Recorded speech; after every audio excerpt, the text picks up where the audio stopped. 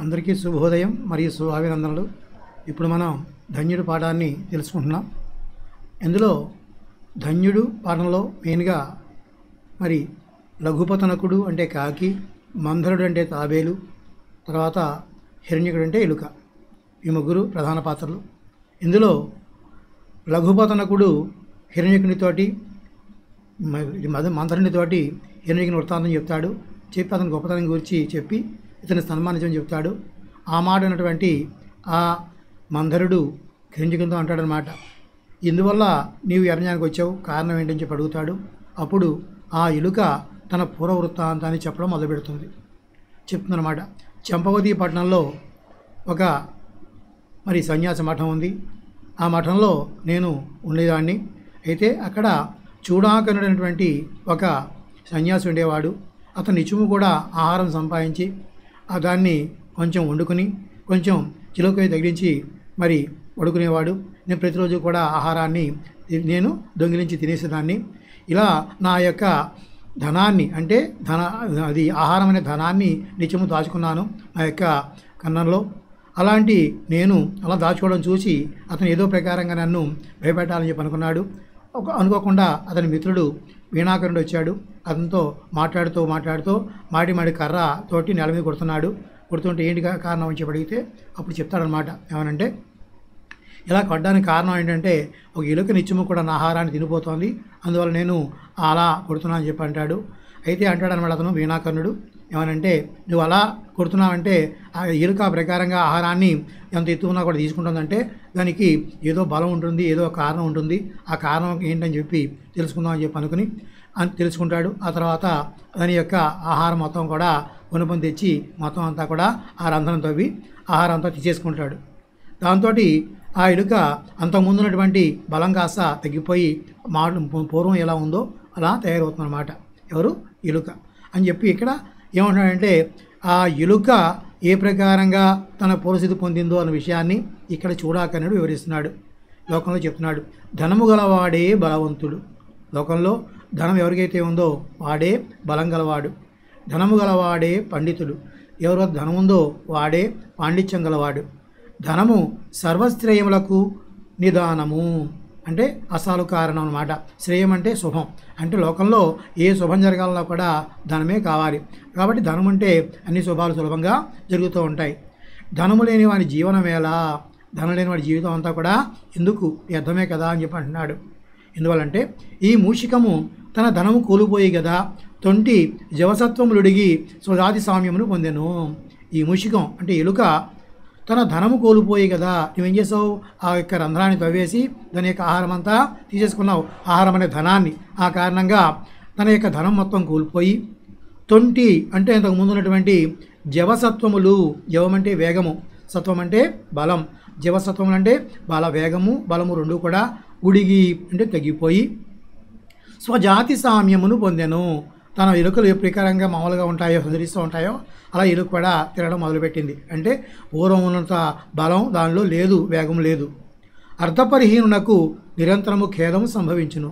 లోకంలో ఎవరైతే ధనమైతే లేదో అలాంటి వాడికి, అర్థపరిహీనుడు అంటే ధనము లేనివాడు, అలాంటి వాడికి నిరంతరము ఎల్లప్పుడూ ఖేదము సంభవించును. ఖేదం అంటే దుఃఖం, సంభవించును అంటే ఏర్పడుతుందట. నిరంతర ఖేదము వలన బుద్ధిహీనత్వం ప్రాప్తించును. ఎప్పుడు ఏడుస్తూ ఉంటే ఆటోమేటిక్గా బుద్ధి కాస్త చెడిపోతుంటా. ఇంచేత ఆ ఏడుపు వాడిని బుద్ధి భ్రష్టం చేస్తుందన్నమాట. సో అందువల్ల చెప్తారు, శోకేన బుద్ధి భ్రష్టాభవతి, శోకం వల్ల బుద్ధి నశిస్తుంది అని చెప్పి. కాబట్టి ఏడవడం తగదు, ఇది ఆ నిరంతరం ఏడుస్తూ ఉన్నాడు, అలాంటి వాడికి ఏమవుతుంది? బుద్ధి కాస్త నశిస్తుంటా. బుద్ధిహీనత వలన సమస్త కార్యములు నిదాగ నదీ పూరములట్లు వినాశమునందును. ఎప్పుడైతే బుద్ధి చెడిపోయిందో అప్పుడు ఆటోమేటిక్గా పని చేద్దామన్నా కూడా వాడు సక్రమంగా పని చేయలేడు. అది ఎలాగంటే నిదాగ నదీ పూరములట్లు. నిదాగ నది అంటే, నిదాగం అంటే వేసవకాలం. వేసవకాలంలో నదుల యొక్క నీళ్ళని కూడా ఏమవుతాయి? ఆవిరైపోయి ఎండిపోతూ ఉంటాయి నదులన్నీ కూడా. ఆ ప్రకారంగా ఈ బుద్ధిహీనత ఎప్పుడైతే ఏర్పడిందో ఆటోమేటిక్గా వాడి పనులన్నీ కూడా నాశనం అందుతాయట. అంటే వేసవకాలంలో ఏ ప్రకారం నదులన్నీ కూడా నీటిని కోల్పోయి ఉంటాయో అలాగే వీడు కూడా బుద్ధిహీనత కారణం చేత మరి దాని యొక్క ధనం మొత్తం మరి కోల్పోయి ఏ పని కూడా జరగకుండా పోతుందట. కాబట్టి ధనవంతునకే పౌరుషమును మేధా సంపత్తిను బంధుమిత్రులను కలుగుదురు. ఎవడైతే డబ్బును వాడున్న వాడికి పౌరుషం ఉంటుంది చేత ఎప్పుడైతే పౌరుషంగా ఉన్నాడో ఏ పని చేయడం వాడు సిద్ధపడుతూ ఉంటాడు. అలాగే మేధా సంపత్తి అంటే తెలివి కలిగి ఉంటాడట. బంధుమిత్రులు కూడా నిత్యం ఉంటాయి చేత డబ్బుంది ఉన్న కారణం చేత బంధువులు ఉంటారు, మిత్రులు ఉంటారు, వాడి చుట్టూ నిత్యం కూడా తిరుగుతూ ఉంటారట. లోకంలో పుత్ర విరహితుని, ఎవరికైతే సంతానము లేదో, పుత్రుడు అంటే పుత్రుడు యొక్క విరహితుడు అంటే లేనివాడు యొక్క గృహమును అలాంటి వాడి ఇల్లు అంటే ఇంట్లో సంతానం లేని వారి యొక్క ఇల్లు. మూర్ఖుని చిత్తమును శూన్యములు, మూర్ఖుని మనస్సు కూడా ఎలా ఉంటుందంటే ఆ చిత్తం అంటే మనస్సు కూడా శూన్యంగా ఉంటుంది. ఇంచేత ఎప్పుడు కూడా మరి ఇంట్లో పిల్లలు లేని వాడికి ఇల్లు ఎలా ఉంటుందో అలాగా వీడి మనస్సు కూడా శూన్యంగా ఖాళీగా ఉంటుందట. దారిద్ర్యము సర్వశూన్యము, లోకంలో దరిద్రం ఉంది అది అంతా శూన్యమే, అన్నీ ఏ శుభాలు వాడు చేసుకోలేడు, నిత్యము కూడా బాధలతో పడుతూ ఉంటాడు. దారిద్ర్యం కంటే మరణం వేలు, అలాగా దరిద్రంతో జీవించే కన్నా కూడా చావు మేలు అని చెప్పనుకుంటున్నాడు.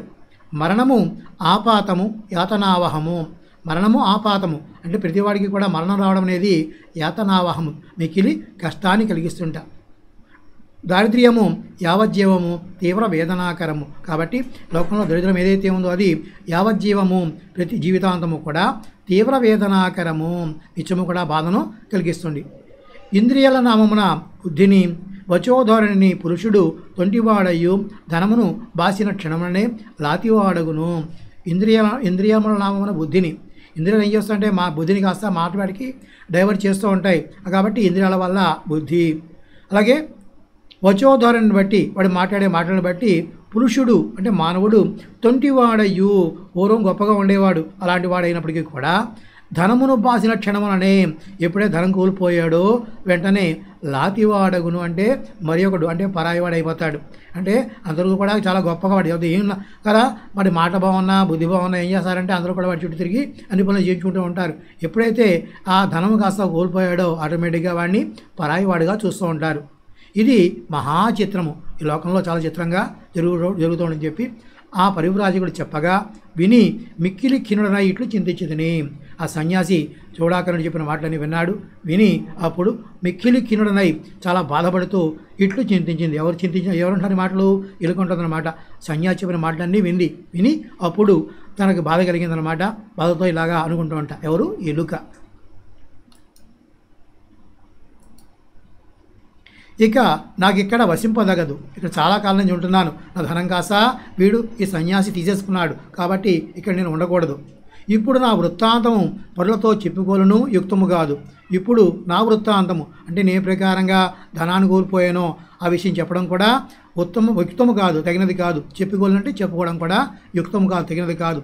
లోకంలో అర్ధనాశము, మనస్తాపము, గృహమందరి దుశ్చరితము, వంచనము, పరాభవమును ప్రకాశింపజేయదగదని పెద్దలు చెప్తున్నాడు. ముందుగా అర్ధనాశం అంటున్నాడు. ఇక్కడ చూడండి, అర్ధనాశం అంటే లోకంలో ప్రతి మానవుడు కష్టపడి సంపాదిస్తూ ఉంటాడు.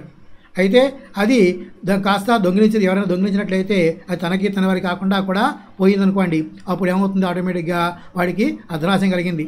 అది సంపాదించినప్పటికీ కూడా తన వారికి కాకుండా పోయినట్లయితే ఆ విషయం ఎదుటివాడికి చెప్పుకోలేడు. చేత వాడికి కష్టపడి సంపాదించేది కాదు, అది అపరంగా వచ్చిందంటాడు సారా, అలాంటిదన్నమాట. అలాగా ఎలుక కూడా వాడి యొక్క ఆహారం దొంగిలించి సంపాదించి దాచుకుంది. ఆ కారణంగా వాడి ధనం కాస్త కోల్పోయింది. కాబట్టి చూడాకరుడు ఏం చేశాడు? గుణపంతో అర్ధనాశం కలిగించాడు. ఎవరికి? ఎలుక్కి. అలాంటి మరి అది దొంగిలించిన ధనం తప్ప కష్టపడి సంపాదించింది కాదు. కాబట్టి ఏమవుతుంది? ఆ ధనం పోయిన కారణం చేత వాడు అర్ధనాశం పొందాడు. ఆ కారణంగా ఆ విషయాన్ని కూడా ఎవరికి చెప్పుకోవడానికి అవకాశం లేదు. ఇక మనస్తాపం, హిరణ్యకుని సంపద అంతా కూడా పోవడంతో మనస్తాపం కలిగింది. అంటే సంపద పోయింది అని పోయింది. ఎప్పుడైతే సంపద పోయిందో చేత గుణపంతో ధనం అంతా తీసేసుకున్నాడు. ఎవరువాడు? చూడాకనుడు. ఆ కారణంగా వాడికి మనస్తాపం కలిగింది. మనస్తాపం అంటే మనసులో బాధ కలిగిందనమాట. కారణం ఆ బాధను ఎవరికైనా చెప్పుకోగలడా అంటే చెప్పలేడు. చేత ఎందువల్ల పోయింది, ఎలా పోయిందంటే చెప్పుకున్నాడు అనుకోండి అందరూ నవ్వుతారు, ఏళన చేస్తూ ఉంటారు. కాబట్టి మనస్తాపం కూడా ఎవరికి చెప్పుకోలేం. ఇక గృహమందరి దుశ్చరితం, సమాజంలో మంచి పేరు వస్తే ఆనందం, చెడ్డ పేరు తెచ్చుకుంటే అందరినీ బాధిస్తుంది. మంచి పేరు వచ్చింది వాడిని ప్రతి వాడు ఆనందపడుతూ ఉంటాడు, అందరూ వాడిని గొప్పగా చూస్తారు. ఏ పొరపాటున ఆ ఇంట్లో ఒకటి చెడ్డ పేరు తెచ్చుకున్నాడు అనుకోండి, వాడి వల్ల అది అందరినీ కూడా ఇబ్బంది పెడుతున్నమాట. ఆ ఇంట్లో చెడ్డవాడు ఉన్నాడు కాబట్టి వీడు కూడా చెడ్డవారేమో అని చెప్పి అందరూ అనుకుంటారు. ఎలుక చేసిన పని చెడ్డ పని కాబట్టి ఆ దుశ్చరితం వల్ల ఏమంది అది కూడా చెప్పుకోలేడు. ఏ ధనం కోల్పోయాని చెప్పే విషయం కూడా చెప్పుకోలేడు. ఆ చెడ్డ పని చేసింది కాబట్టి ఆ చెడ్డ పని ఎవరికి చెప్పుకోలేని కారణం చేత గృహమందరి దుశ్చరితం కూడా ఎవరు చెప్పుకోలేము. ఇక వంచనం అంటే మోసం చేయడం.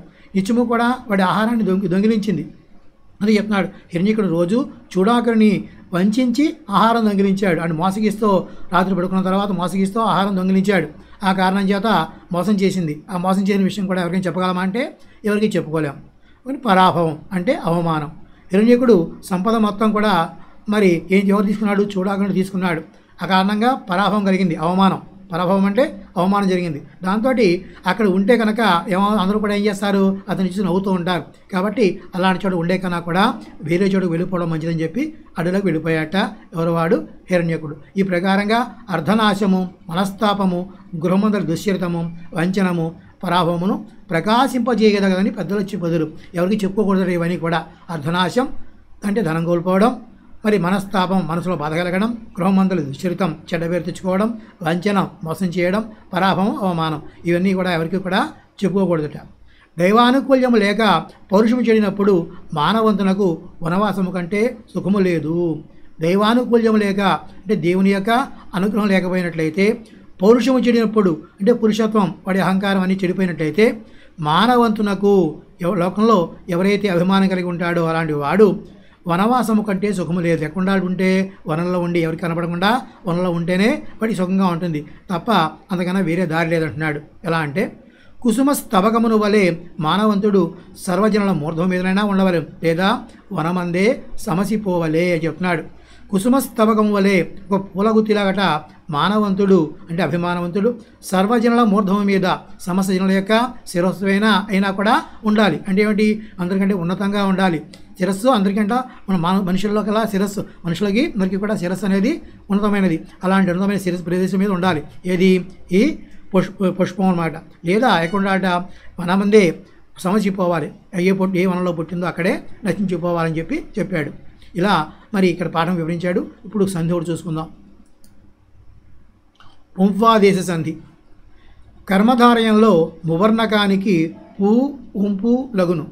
కర్మధారయంలో మువర్ణకానికి పూ ఉంపు లగును అంటే పూ అనేది ఉంపు అనేది ఆదేశంగా వస్తాయట. అంటే ఇక్కడ ఉన్న వాటిని కొట్టివేసి అదే చెప్తున్నాడు. కర్మధారయం అంటే ఏంటయ్యా అంటే విశేషములతో కూడిన సమాసాన్ని కర్మధారయము అంటారు. విశేషణము విశేష్యము అంటే మంచి బాలుడు ఉంది. మంచి అనేది విశేషణము, బాలుడు అనే పదం విశేష్యం. అలా అంటే మంచి వాడైన బాలుడు అంటాం. అలా చెప్పేటప్పుడు ఈ కర్మధారయ సమాసం చెప్పంటూ ఉంటాం. ఎక్కువగా విశేషణ పూర్వపదం, ఉత్తర పదం వీటిలో టచ్ అవుతుంది అన్నమాట ఎక్కువగా ఇది. ఇక వర్ణకము అంటే ప్రత్యయం. మువర్ణకం అన్నాడు. వర్ణకం అంటే ప్రత్యయం అనమాట. ఇక్కడ పూర్వపదం విశేషణము, పరపదం విశేష్యం. ఈ సంధిలో మరి పూర్వపదం ఏంటి? విశేషణమైంది. పరపదం విశేష్యం. అయితే ఇంకా ఆదేశంగా వస్తుందన్నాడు. ఆదేశం అంటే ఏంటంటే శత్రువులో వస్తుందట. అంటే సంధి చేసేటప్పుడు అంటే సంధి కార్యం జరిగేటప్పుడు ఒక వర్ణం యొక్క స్థానంలో వేరొక వర్ణము శత్రువు వలె వచ్చి చేరుట. అంటే ఉన్నవాటిని కొట్టివేసి దాని స్థానంలో వచ్చి కూర్చోవడం. రెండు వర్ణాలు ఉంటాయి, ఆ పక్క ఈ పక్క కూడా సంధి చేసేటప్పుడు మరి ఉన్నవాటిని రెండింటిని కొట్టివేసి దాని స్థానంలో వచ్చి చేరేటువంటి ఏ వర్ణమైతే ఏముందో దాన్ని ఆదేశము అంటారు. అది ఎలా వస్తుందట? శత్రువు వలె వచ్చి కూర్చుంటుంటా. మిత్రుడైతే ఏం చేస్తాడు? మధ్యలో చేరతాడు, వచ్చి ఎవరిని కూడా ఇబ్బంది పెట్టాడు, మధ్యలో కూర్చుంటాడు. కానీ శత్రువు అయితే మాత్రం ఇద్దరిని గెంటేసి వాడు ఆక్రమించుకుంటాడు అనమాట.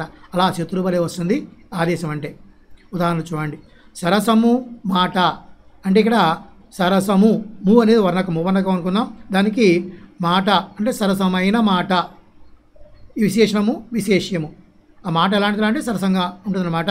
అలాంటి మాట ఇక్కడ చెప్పేటప్పుడు ము అనేది లోపించింది. లోపిస్తే ము స్థానంలో ఏమొచ్చింది?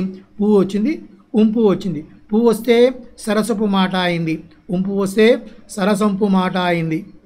తర్వాత సరసము తనము, సరసము తనము. ఇక ఇది అంతే. సరసము తనములో మూ స్థానంలో పువ్వు వస్తే సరసపు తనము, ఉంపు వస్తే సరసంపు తనము అయింది.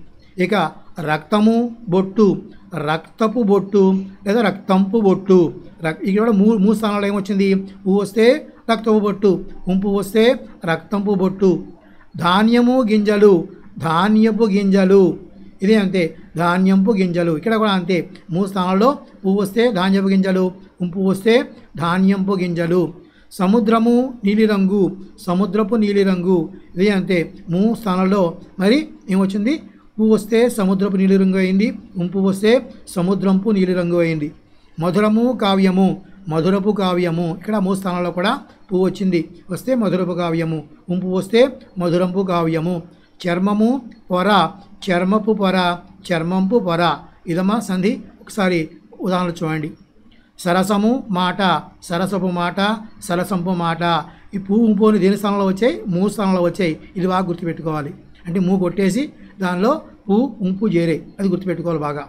సరసము తనము, సరసపు తనము, సరసంపు తనము. రక్తము బొట్టు, రక్తపు బొట్టు, రక్తంపు బొట్టు.